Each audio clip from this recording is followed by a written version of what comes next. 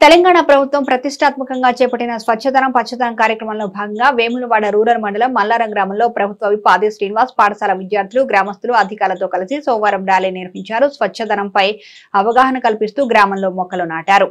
అనంతరం నూతనంగా నిర్మిస్తున్న పల్లె దవాఖానకి భూమి పూజ కార్యక్రమం నిర్వహించారు. ఈ సందర్భంగా వారు మాట్లాడుతూ ఈ కార్యక్రమంలో ప్రతి ఒక్కరూ భాగస్వాములు కావాల్సిందిగా కోరారు. మన పరిసరాలను పరిశుభ్రంగా ఉంచుకుంటే ప్రజలు అనారోగ్య బారిన పడకుండా ఉంటారని అన్నారు. ప్రతి ఒక్కరూ చెట్లను నాటుతూ వాటిని సంరక్షించే బాధ్యత తీసుకోవాలని అన్నారు. గ్రామంలోని సమస్యల పరిష్కారానికి కృషి చేస్తామని, ఫీడర్ ఛానల్ కు సంబంధించి ఇబ్బందులు ఉందన్నారు.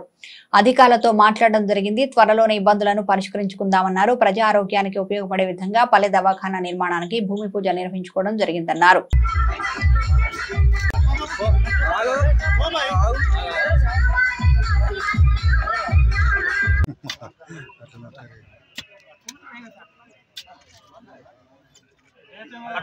అంకుల్ దాదా జరిగే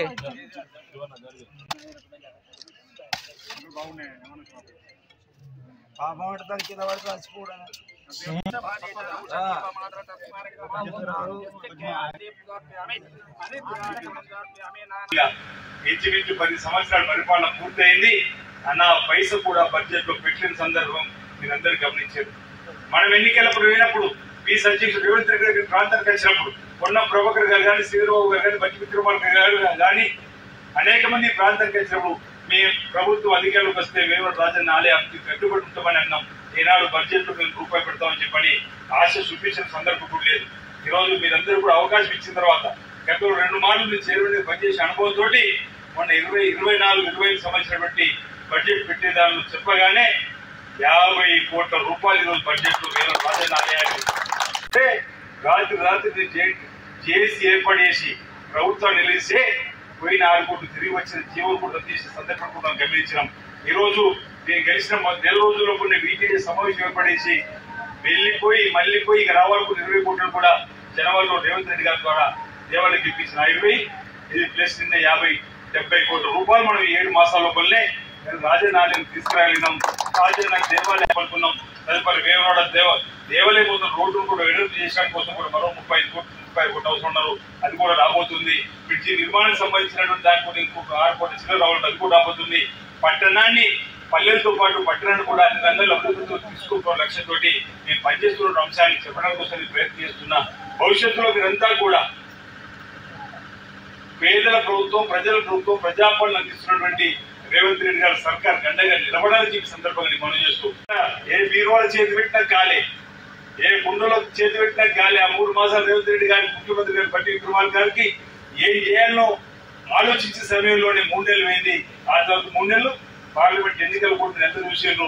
6 నెలలు ఆ విధమైంది. తర్వాత నెల 10 రోజులే మళ్ళీ ప్రభుత్వం పట్టాలపై ఎక్కింది. రేవంత్ రెడ్డి గారు లీకేజీలపై దృష్టి పెట్టి ఆడంబరాలకి ఈ ప్రభుత్వం పోతే చూసిన కాళేశ్వరం 94,000 కోట్లు తొలగితే ఏమైంది? కాళేశ్వరం కుంగిపోయింది, పగిలిపోయింది. నీరంతా వెళ్ళిపోతుంది. అలాంటి మరి ఈరోజు మనం మిడ్మానే డ్యామ్ కు నీళ్లు తీసుకొస్తున్న ఎక్కడో తెలుసా? ఎల్లంపల్లి ప్రాజెక్టు శ్రీ రాజశేఖర రెడ్డి గారు ముఖ్యమంత్రి నిర్మాణం చేసుకున్న 22 టీఎంసీల ఎల్లంపల్లి శ్రీపాద ప్రాజెక్టు నుంచి మనం నీళ్లు తెచ్చుకుంటున్నాం. ఆనాడు మీ కాళేశ్వరం నీళ్ళు, నిన్నటి కాళేశ్వరం నీళ్ళు మన ఎల్లంపల్లికి మిడ్మానే తీసుకొచ్చిన పరిస్థితి లేదు. అదే ఎల్లంపల్లి వచ్చే పరిస్థితి. ఈరోజు వర్షాలు పడుతున్నాయి, తీసుకొచ్చే పరిస్థితి. రైతులకు ఉపయోగపడే కార్యక్రమాలు చేసే నిధుల్లో ఎక్కడ కూడా వెనుకలు వేయకుండా పోతున్నాం అన్నమాట. ఇంకో మాట కూడా ఇక్కడ రైతు మీ బిడ్డ ఆదివారం గెలిచిన తర్వాత జోకర్ పెట్టుకుంటే ఆలోచన చేయమని కోరుతున్నా. కట్టడి చేసినా లేదా మీరు ఆలోచన చేయమని కోరుతున్నా. రైతు సోదరులకు గతంలో ఒక సంచి మీద 4-5 కిలోలు పోతే ఈరోజు మనం వచ్చిన తర్వాత ఎక్కడ కట్టడి చేసినా గమనించమని కోరుతున్నాం. రైతు వరకు ఎక్కువ ఉంది కాబట్టి. ఓ రోజు రాత్రి 10 గంటలకు ఫోన్ వచ్చింది ఒక గిరిజన రైతు, అన్న మళ్ళీ మొదటికి వచ్చింది, మీకు ఆ ప్రభుత్వం తేడా ఉంది. గతంలో దూకుతారంటే వెంటనే సంబంధిత అధికారులు ఫోన్ చేసి ఘాటా బంద్ చేయమన్న 3 రోజులు సమావేశం పెట్టి 4వ రోజు నుంచి రైతులు కోరిన విధంగా గతంలో ఇప్పటికి ఎంత తేడాతో జోకిందో మీరందరూ కూడా చూసారు.